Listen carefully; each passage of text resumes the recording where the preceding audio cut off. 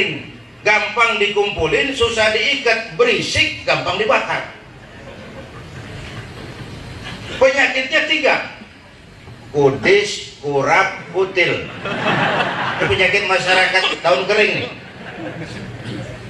Kudis kurang disiplin, kurap kurang rapi, kutil kurang teliti. Sumbernya 1: kuman, kurang iman. Yang tanya dalil ini ilmu takatik namanya nih.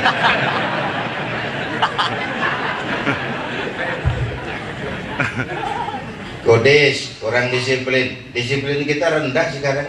Termasuk disiplin ibadah. Yang zuhur udah mau asar, yang asar udah dekat maghrib, terambah isya nyambung sama subuh. Sahnya sah aja, cuman kan kudis.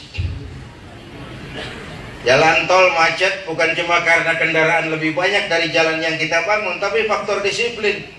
Udah mobil tua, yang nyupir tua, di kanan aja kagak mau bilinsat, habis yang belakang bilinsatan. Kudis.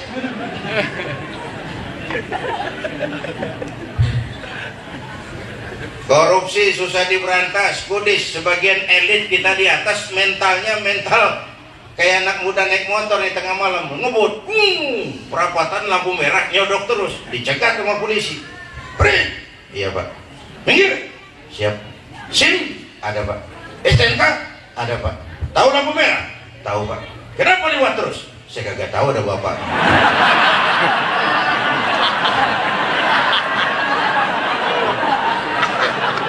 Disiplin kita begitu tuh sekarang. Jadi kalau nggak ada apa-apa mah sah-sah aja tuh pelanggaran. Lah orang yang ada iman pun kagak begitu. Polisi nggak lihat, Allah.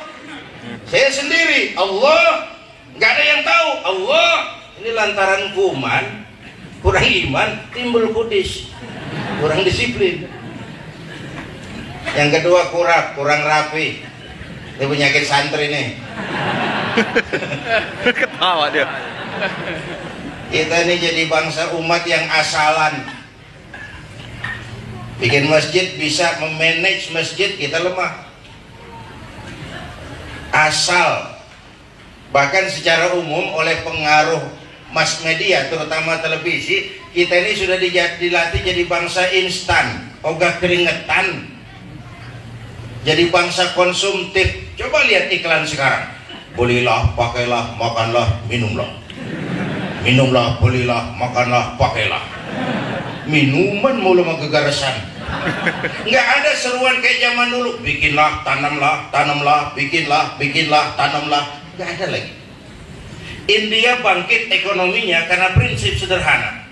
Kalau bisa bikin, ngapain beli? Itu India. Prinsip ekonominya. Kalau bisa bikin, ngapain beli? Kita enggak sekarang. Kalau bisa beli, ngapain bikin? Tuh ekonomi kita sekarang. Kedelai beli dan impor. Beras beli, impor. Jagung impor. Kita instan. Apalagi motor kayak air. Kenapa? Melayani segala penjualan. 200.000 pulang bawa motor. Apalagi mau lebaran, KTP doang. Serahin dapat motor, pulang mudik ke nyohor. Punya bawa motor baru, ntar pada ke Jakarta bawa bendera putih. Nyerah pak. Dia serahin aja lagi tuh motor. Menang nyohor doang.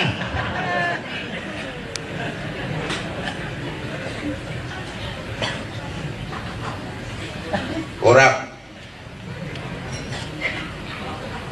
Padahal agama tuh ngasih isyarat yang lil wasail hukmul maqasid ma la yatimul wajibu illa bihi fahuwa wajib.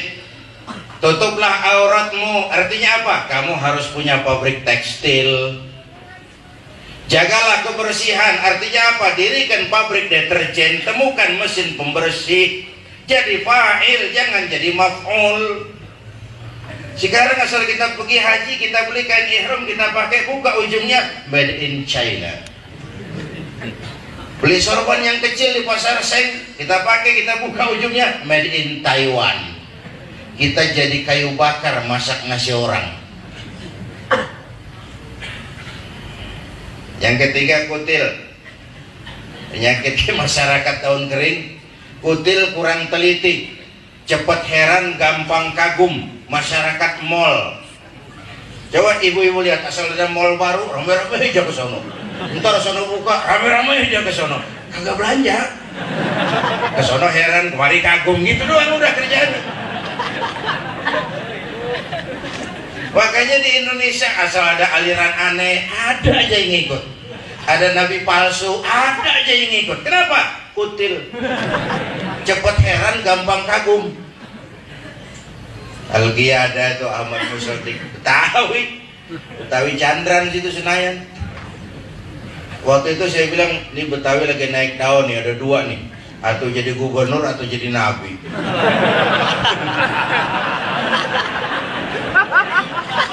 Lapangan kerja yang Tuhan udah kagak bikin lagi aja pakai. Untung udah taubat Ahmad Musodik, salam Haji salam, udah taubat ya. Lagian baru sih di sejarah saya dengar ada nabi lapor ke Polda.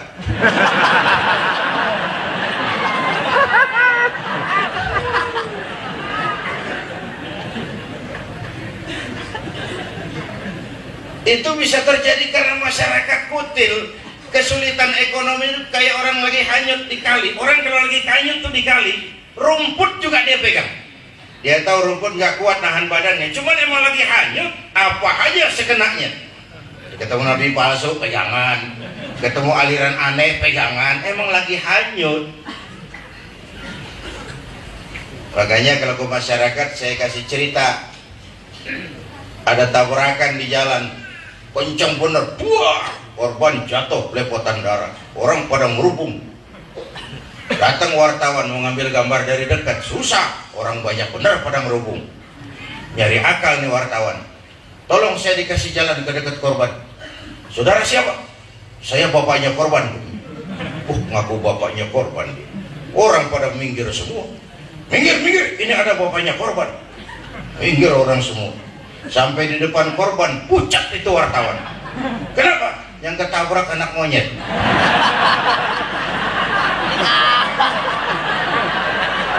Dia udah kedongan ngaku bapaknya korban.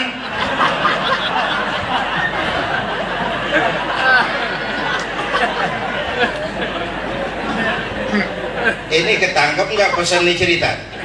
Ketangkep nggak? Kalau belum kenal bener-bener banget mah jangan buru-buru ngakuin. Tuh pesannya tuh, entak jadi bapak monyet. Kalau belum kenal-kenal banget mah jangan buru-buru ngakuin. Makanya orang-orang tua kita dulu kalau ngaji apik nyari guru, nggak sembarangan. Sanadnya tuh mutasil, mutawasil, mutawatir. Kalau belum kenal-kenal bener mah jangan buru-buru ngakuin. Saya bapaknya korban, yang ketahu dia kagak tahu yang ketabrak anak monyet. Nah, jadi saya balik lagi, pas 1,5 jam ada tuh. 3 menit. Hah? 3 menit. 7 menit. Tukarnya ente sini ada di situ.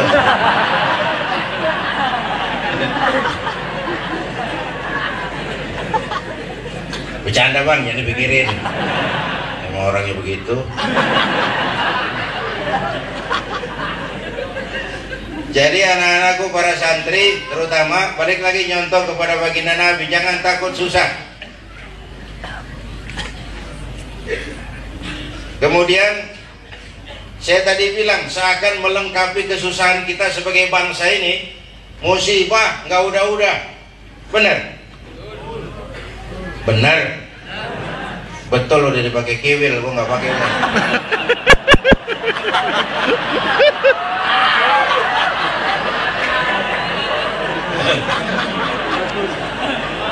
Kiwil betul.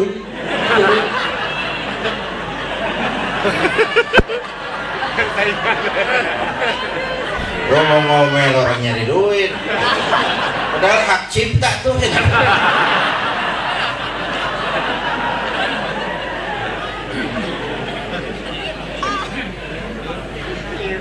musibah. Sudah gitu muncul lagi yang berpikiran, biasa Pak Zainuddin, gunung meletus, banjir, itu kan fenomena alam. Lihat sekulernya bangsa kita. Alam makhluk, alam nggak berdiri sendiri.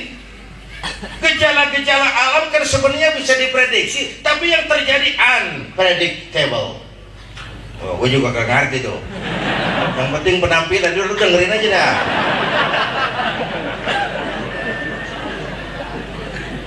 Unpredictable, susah diprediksi. Lumpur, sampai gini hari belum udah tuh lumpur.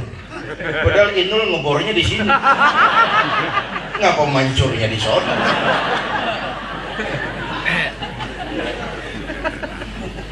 Longsor, gempa, gunung meletus, angin puting beliung, banjir merata. Petani ngejerit, nelayan takut ke laut.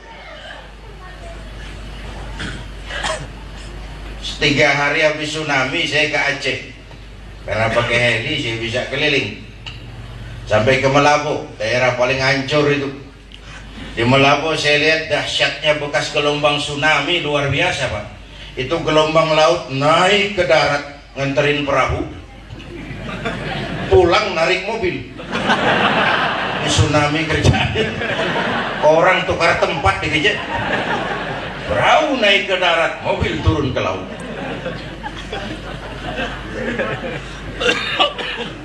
Teman-teman di Aceh nanya, Pak Zainuddin, kok bencana di mana-mana di tanah air? Ini ujian, apa teguran, apa hukuman? Mas, ini mau borongan, gitu saya. Kalau udah borongan yang benar-benar kelibat juga. Ketika yang ma'ruf jalan, yang munkar jalan, saat yang munkar dapat hukuman, yang ma'ruf kena getahnya. Sama juga begini nih, ada di santri, tengah hari bolong, entel, panas banget, pan makan jambu air enak tuh, naik kita ke kebun jambu, sampai sama tengah pohon semut api gigit, panas gatel, kita lihat gile banyak juga lagi semutnya. Turun kita dari pohonan, pulang ke rumah, ngapain? Ambil obor. Sondot obor menyala, balik lagi ke pohon jambu, sepuhunan tuh semut kita bakar. Yang gigit atuh, yang gigit tuh semut-semut yang lain kalau bisa ngomong protes tuh. Yang gigit lu temen gua kagak ngikut gua. Tapi kan kita kagak ngerti, mau gigit mau enggak, asal semut gua bakar. Masyarakat juga begitu. Sekarang nih namanya hak asasi kan bukan main. Atas nama hak asasi asal dibilangin jadi nyaut, biarin aja, lo nggak jadi pusing. Yang main judi gue, pakai duit gue main di rumah gue, mau kalah mau menang urusan gue, ngapa lo yang repot? Ada tuh orang kalau dibilangin nyautnya begitu. Bodoh amat, yang mabok gue, yang beli minuman gue mabok di rumah gue, kan gue gak ngerugiin lo. Mau muntah uker urusan gue, udah diem aja deh. Yang zina gue, yang bayar pelacur gue, mau enak mau penyakit urusan gue, lu tekor apa lu? Udah biarin aja, atas nama hak asasi. Nah dari sekarang sisi ini kita bisa nyaut dah kalau ada yang ngomong begitu. Iya mas, yang judi lu, yang zina lu, yang mabuk lu. Tapi judi, zina, mabuk ini maksiat. Kalau ini negeri banyak maksiatnya, Allah marah, turun gempa. Yang mampus bukan elu doang moyong. Bareng-bareng enak diborongin. Ini kalau cara santri, wattaqu fitnatan la tusibanna alladzina zalamu minkum khassah. Takutlah bencana yang kalau dia datang tidak hanya menimpa orang yang zalim, yang baik-baik kena juga. Kalau belakangan di masyarakat saya kasih contoh yang sederhana. Hidup tuh yang paling tenang, hidup model tukang parkir. Tukang parkir di mall tenang, biar mobil banyak, mereknya bagus-bagus, nggak pernah sombong. Ntar dulu gue belum rapi ngomong, gue juga tahu mobil orang.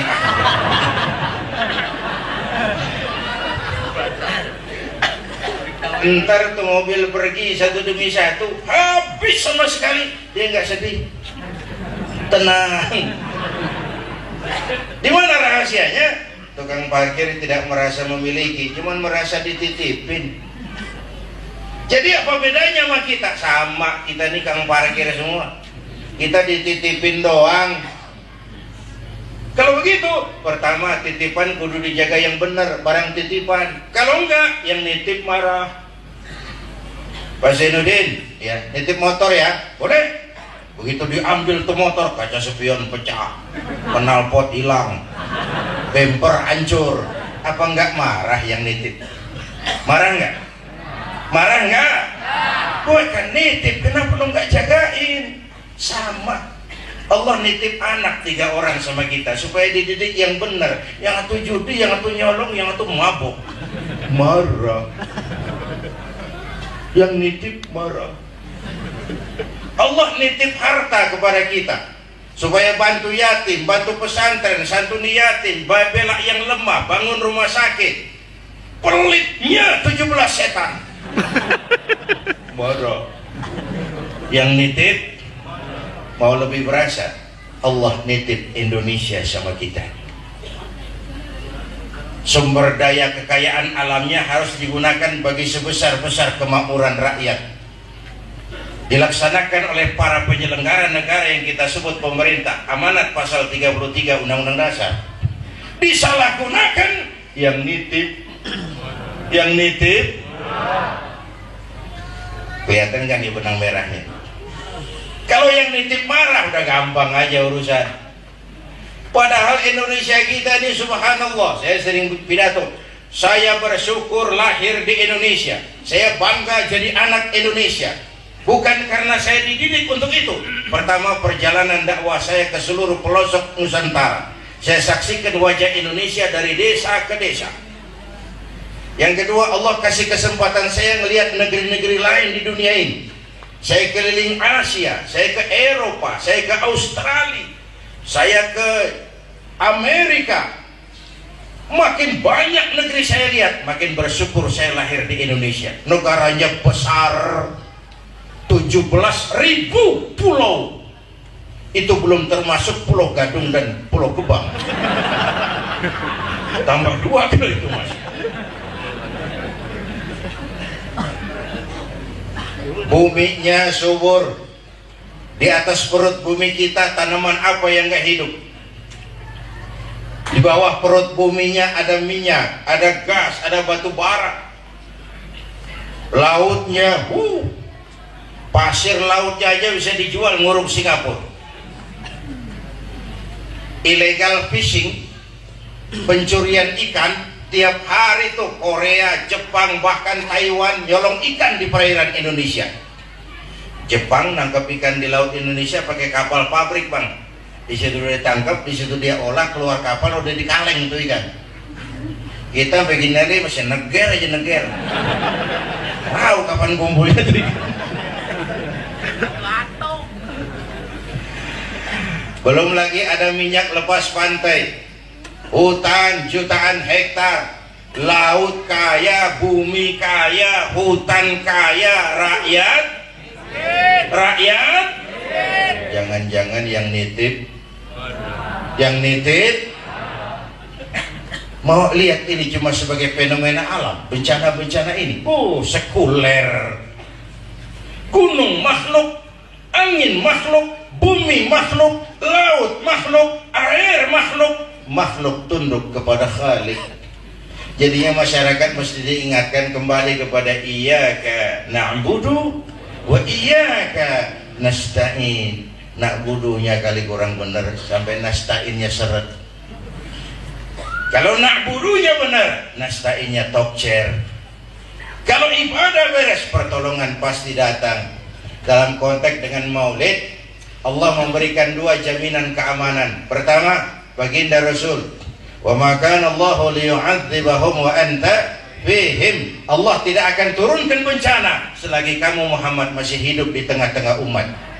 Waktu Nabi masih ada, nggak pernah ada bencana. Kenapa? Beliau rahmatan lil. Setelah beliau wafat, untung ayatnya dulu nyambung. Wa ma kana Allahu mu'adzibahum wa hum yastaghfirun. Allah tidak akan turunkan bencana sepanjang di tengah mereka masih banyak orang-orang yang istighfar. Baiklah, saya kembali kepada contoh pertama dari baginda Nabi. Sejak kecil udah ditempa oleh kesusahan. Anak-anakku para santri, jangan takut ngadepin susah. Mendingan makan singkong beneran daripada makan roti ngimpi. Makan singkong beneran, makan roti ngimpi, mending mana? Mending makan roti beneran.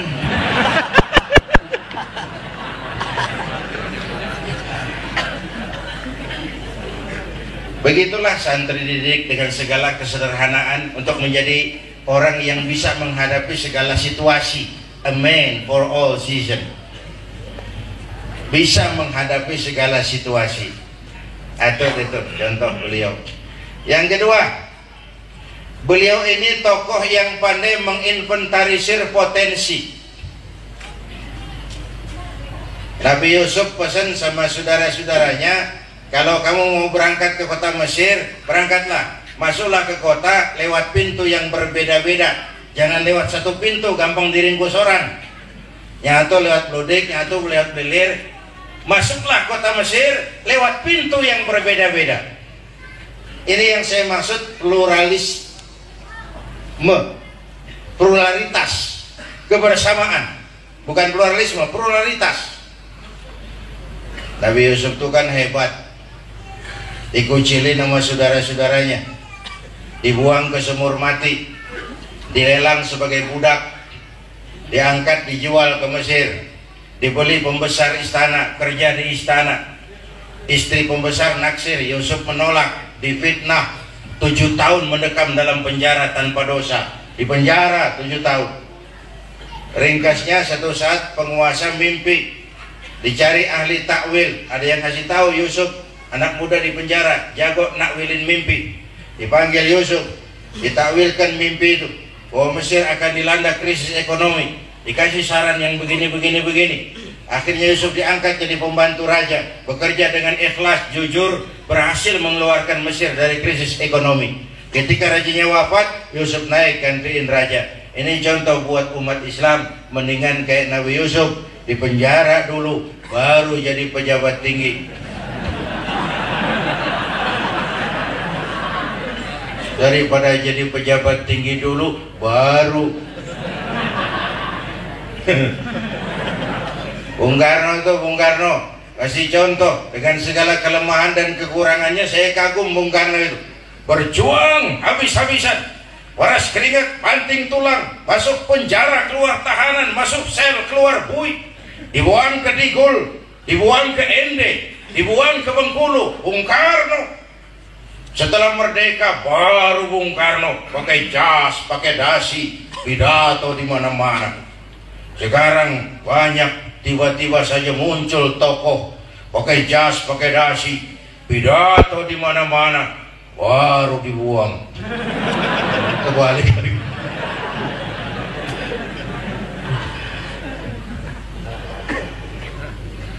Membangun kebersamaan. Baginda Nabi pandai menginventarisir potensi. Coba, beliau punya Sayyidina Abu Bakar Siddiq. Siapa itu? Sahabat merangkap mertua, orang tua bijaksana, tempat Nabi tukar pikiran. Kampung kita kalau mau maju kudu punya Abu Bakar. Kampung kalau ada yang dituain, anget bang, ibarat hutan ada macannya, ada yang disegenin, ada yang disegenin. Kita perlu orang tua bijaksana, bukan orang tua gede ambek. Nyalain dong, kagak bisa dandanin. Salah tuh anak muda, salah. Yang bener bagaimana kong? Tahu. Kagak enak nih, nyalain dong, kagak bisa dandanin. Udah ada dong di kampung kita yang jadi Abu Bakar Siddiq, palang pintu. Lalu apa lagi? Nabi kita punya Sayyidina Umar ibn Khattab, imam tapi jenderal, jenderal tapi imam, gagah. Kampung kita maju kalau ada yang jadi Umar. Ngapain? Ngajian bang. Terus ada yang gangguin, ayo paranin yuk.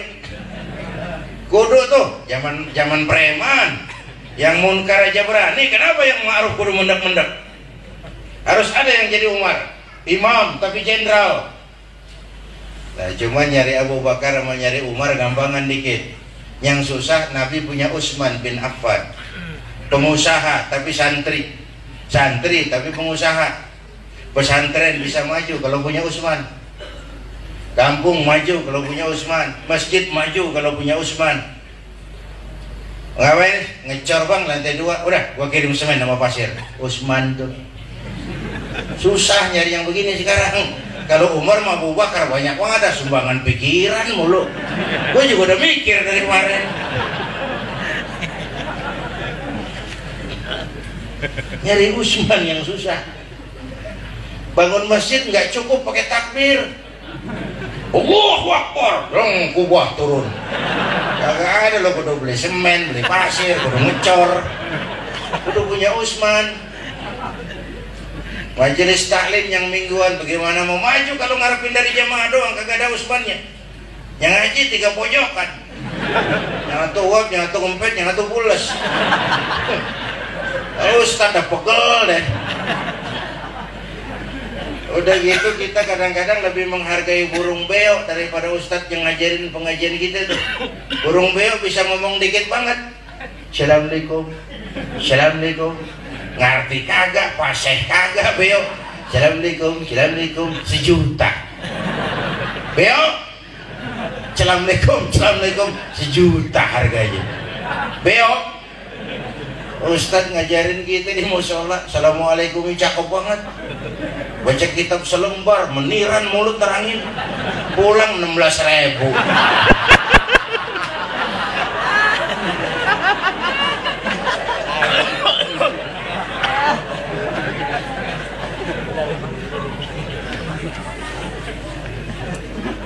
Kalau ada yang jadi Utsman. Apalagi baginda Nabi punya Imam Ali karena Allah wajah, tokoh muda tapi intelek. Masih muda tapi rela korban jiwa demi keselamatan baginda Rasul di malam hijrahnya. Saya cerita nih keberadaan Imam Ali. Pan malam itu rumah Nabi dikepung pagar betis oleh preman-preman Quraisy. Perintahnya bunuh Muhammad. Dikepung pagar betis. Tikus aja nggak bisa lewat, apalagi orang. Pagar betis. Di dalam baginda Nabi, Sayyidina Abu Bakar, Imam Ali. Kata baginda Nabi tengah malam, ya Abu Bakar, labaika ya Rasul. Ayo kita berangkat hijrah. Baik ya Rasul. Ali, saya ya Rasul. Gantiin saya. Apa ya Rasul? Tidur di tempat tidur saya. Baik ya Rasul. Tidur di tempat tidur Nabi pada malam rumah dikepung. Itu resikonya kan nyawa. Imam Ali tahu itu. Beliau nggak nawar. Jangan saya Nabi, Abu Bakar yang tuaan.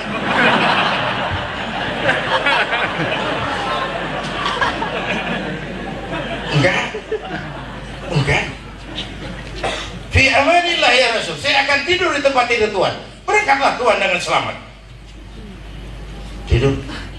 Baginda Nabi keluar lewat pintu belakang. Tapi mau lewat pintu mana, rumah dia dikepung.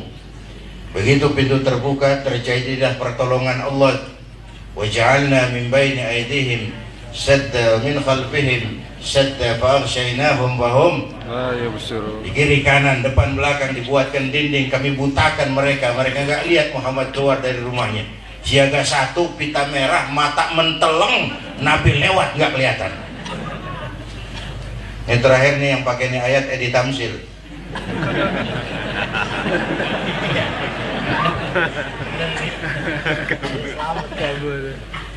Udah lewat 1 jam, yang piketnya pada mulai sadar.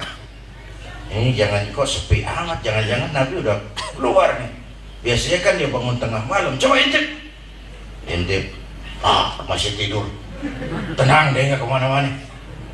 Apel lagi. Udah jangan nungguin bangun deh. Kita gerebek aja rumahnya, dobrak pintunya, masuk kamarnya, bunuh. Setuju. Wah, rame-rame masuk ke kamar, dobrak pintu, lihat lagi tidur, tarik selimut. Yang narik selimut kaget, yang tidur kaget. Sama-sama kaget. Yang tidur pasti kaget dong, orang lagi tidur sedang enak selimut ditarik. Yang narik selimut juga kaget menyangka Muhammad, ternyata Ali. Lu kaget loh. Kok sampean li? Preman Madura rupanya kan. Udah dengerin aja dah.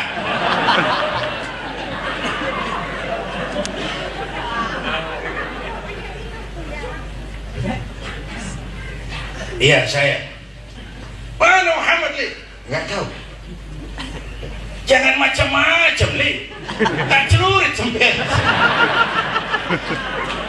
Saya nggak tahu. Kamu apain juga saya nggak tahu. Kamu ini aneh kata Imam Ali. Saya kan tidur kan. Kamu kan piket. Di mana-mana juga yang tidur nanya yang piket. Saya nggak tahu. Keberanian. Kita harus punya tokoh-tokoh muda macam Imam Ali karamallahu wajhah. Apalagi Nabi kita punya Khadijah binti Khuwailid. Ya Allah, ini perempuan budiman. Orang lain belum iman, Khadijah iman. Orang lain musuhi Nabi, Khadijah korbankan hartanya bantu Nabi. 5 figur ideal di tengah masyarakat. Ada posisi Abu Bakar, ada posisi Umar, ada posisi Utsman, ada posisi Ali, ada posisi Khadijah. Kita perlu Khadijah baru. Nih bapak-bapak yang hadir di sini nih, ntar pulang boleh rapat sama bininya dah. Mak lo dengar Ustadz ngomong apa tadi? Apa bang? Ya gue mau nyari Khadijah ini. Mana caranya? Cari untung dikit dah. Makanya kalau sama ibu-ibu saya bilang ibu-ibu itu ngangkat Islam kan ngangkat derajat kaum wanita, perempuan tiang negara. Benar ya Bu ya? Bu, perempuan tiang negara luar biasa. Laki pondasi. Laki pondasi. Makanya pondasi mah atuh, tiang boleh 4. Pondasi.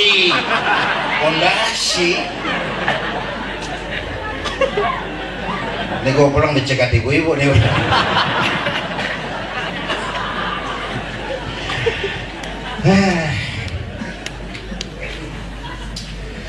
Artinya ayo ke depan kita memerlukan kebersamaan.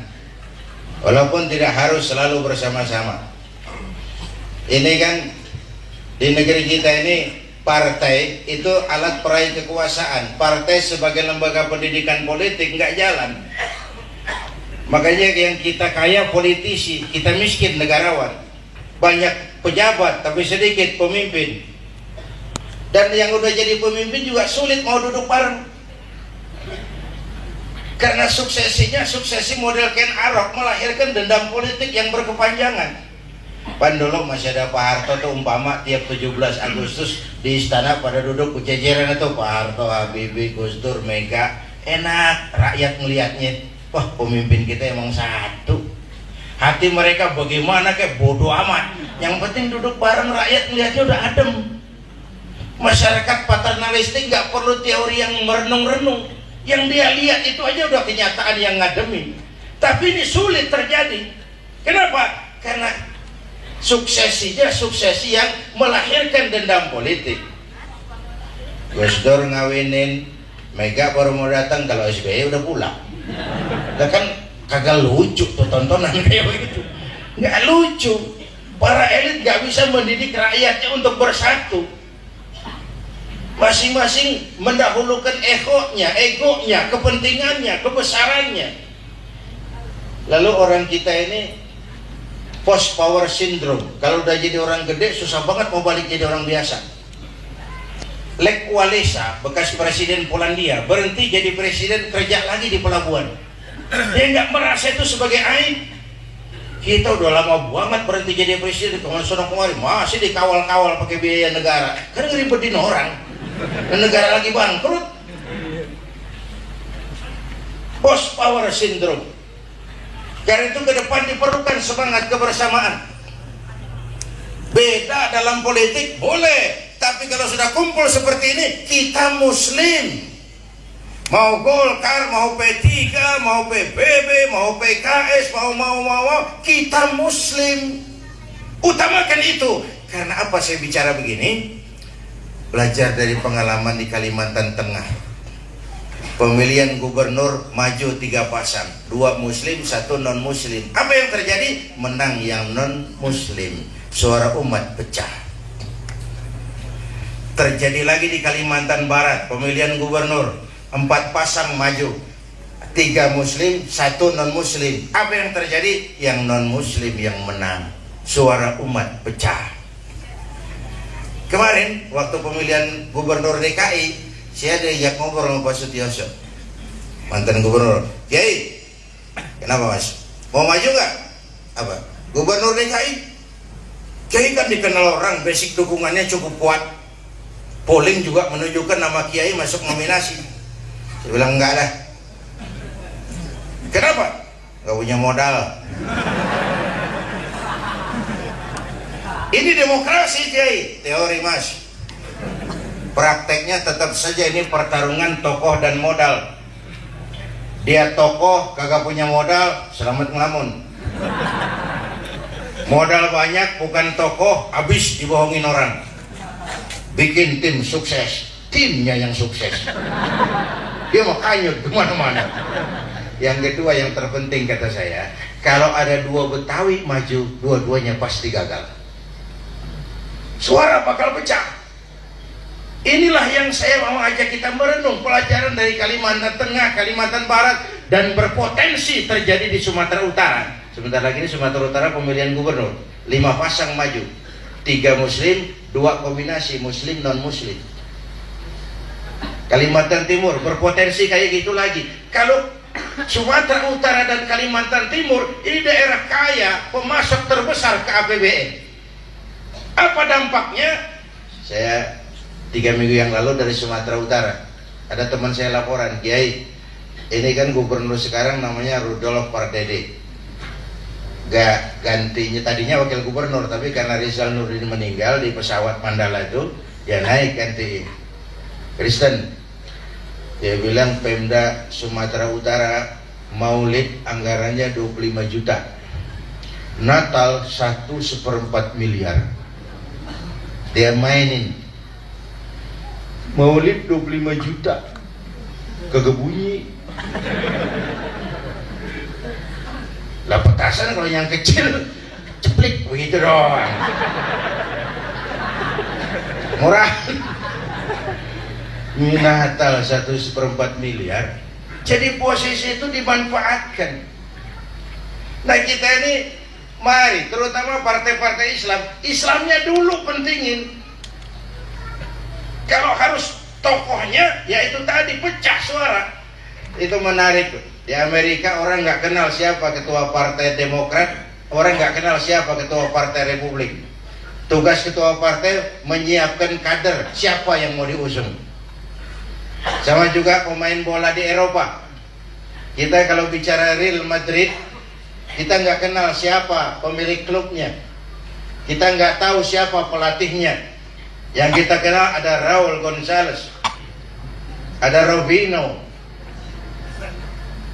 Kita ke Inggris ada Manchester United, kita nggak tahu siapa pemilik klubnya. Kita tahu pelatihnya Sir Alex Ferguson, tapi kita lebih kenal Wayne Rooney, kita kenal G dan lain-lain. Beda sama PSSI, kita lebih kenal pengurusnya dari pemainnya.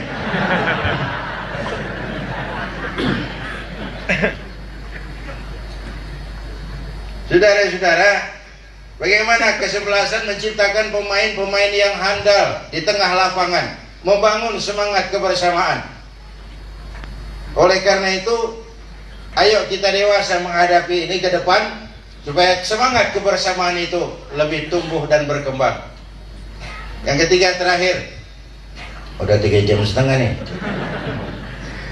Nabi kita jadi contoh, karena modal utama perjuangannya adalah akhlakul karimah. Dakwahnya pakai akhlak Islam, agama yang baik, dibawa oleh manusia yang baik, disampaikan dengan cara yang baik. Beliau ngajarin penari yang baik harus ngerti irama gendang. Jangan berbisik kepada orang tuli, jangan tersenyum kepada orang buta. Orang buta diajak senyum, bagus maksudnya, rada mubazir hasilnya. Jangan kagak paham. Orang budak dibisikin, kita bubrekan dia kagak denger. Penari yang baik harus ngerti irama gendang. Khatibin nas ala qadri uqulihim.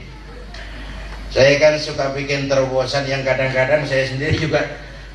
Saya pernah main film rame, kiai-kiai ngamuk, Habib, waduh ini Zainuddin macam-macam mau jadi aktor apa. Saya ketemu Kiai Idris Lirboyo Kediri, Pak Yai, piye nih Pak Yai? Main film apa? Film dakwah, ceritanya gini-gini. Bagus ini ceritanya. Emang kenapa? Ya saya sih sakit perut aja ngelihat wajah Islam di film Indonesia. Kampungan, magic. Coba lihat Islam di film Indonesia, di sinetron kita. Urusannya kayak gitu doang. Burung batang terbang. Ntar kuburan ngebul. Cuma jual keajaiban. Islam cuma buat ngusir setan. Bikin partai, ikut pemilu. Mau jadi apa sih Zainuddin? Nggak mau jadi apa-apa. Kiai itu beda pikirannya. Kiai itu nggak perlu jadi gubernur, tapi dia seneng kalau santrinya jadi gubernur. Kiai nggak usah jadi menteri, tapi dia seneng kalau temennya jadi menteri. Kenapa? Dakwah bisa menjawab segalanya, tapi tidak menyelesaikan segalanya. Dakwah punya kekuatan moral, tapi tidak punya kekuatan struktural. Kenapa fatwa MUI sering banci? Karena cuma punya kekuatan moral, tapi tidak punya kekuatan struktural untuk melakukan eksekusi terhadap fatwanya. Diperlukan kekuatan struktural, tetapi komitmen ana muslim qabla kulli syai'. Islam di atas segalanya, bahkan di atas kepentingan partai sekalipun. Jadi oleh karena itu, mau sukses utamakan akhlak. Di masyarakat anak siapa kita? Nomor 2. Setinggi apa pendidikan kita? Ntar dulu. Berapa banyak harta kita? Nomor 4. Yang orang lihat akhlak. Kalau itu hancur, yang lain gak banyak menolong. Satu malam saya diundang wisuda santri di pesantren Al-Fatih Ploso Mojo Kediri Gusmi. Saya masuk pondok pesantren malam-malam. Puas. Santri-santri yang sudah khatam itu Alfiyah, Mu'in, Jalalain, diwisuda malam itu. Saya diminta ngasih pengarahan. Di dinding pesantren ada spanduk. Spanduknya putih, panjang, tulisannya cuma 3 kalimat, jadi nyolok bener. Panjang, putih, tulisannya cuma 3 kalimat.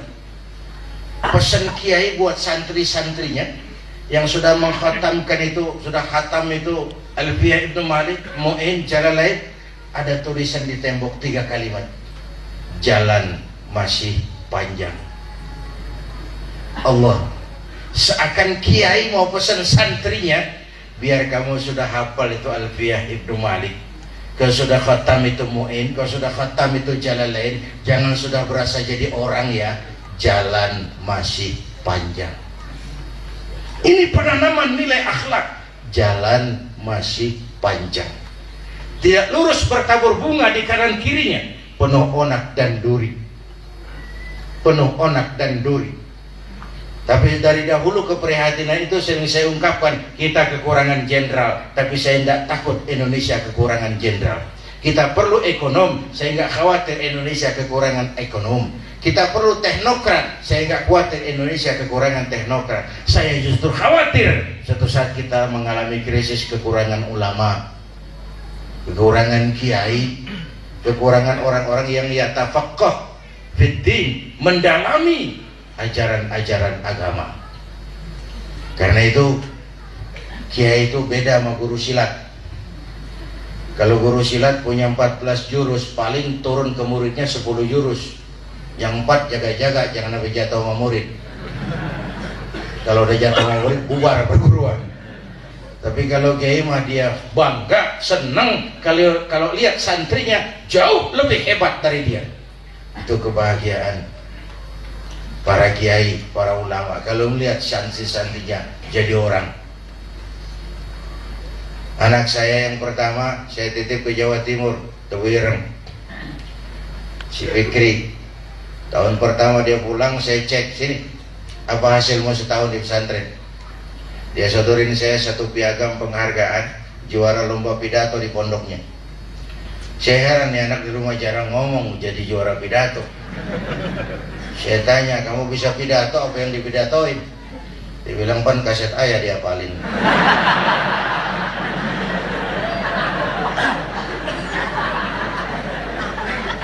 Saya ketawa juga. Oke, baik, tapi apa cita-citamu? Saya kepengen seperti ayah. Wah, saya bilang, bodoh kau. Kenapa begitu? Kalau aku di matamu kau anggap hebat, maka kau harus 10, 100, bahkan 1000 kali lebih hebat dari orang yang kau anggap hebat. Kenapa? Masamu 30-40 tahun ke depan. Tantanganmu lebih berat dari yang aku ayahmu hadapi. Kalau kau sama dengan aku, kau akan ditinggalkan umat karena kau tidak akan pernah mampu menjawab tantangan zamanmu. Itu prinsip. Kemampuan menjawab tantangan. Oleh karenanya dimulai dengan akhlakul karimah.